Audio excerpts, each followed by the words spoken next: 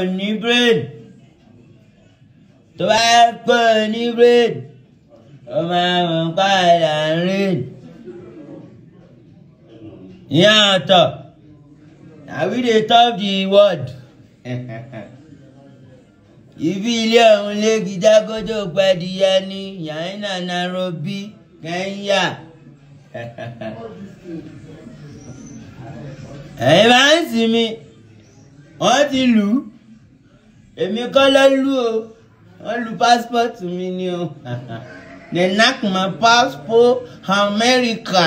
ṣé wọ́n ti fún ẹ ní American visa rí. jẹ́ kó mọ̀. àwa lójú industry. jẹ́ kó mọ̀.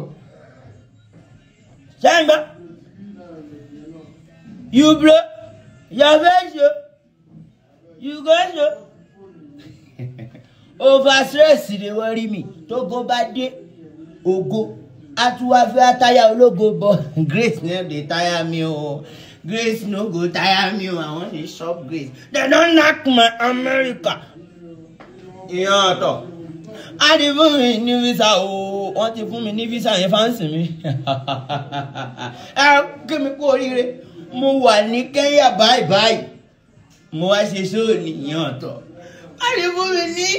America ni mo bá wo passport mi náà bá lẹ̀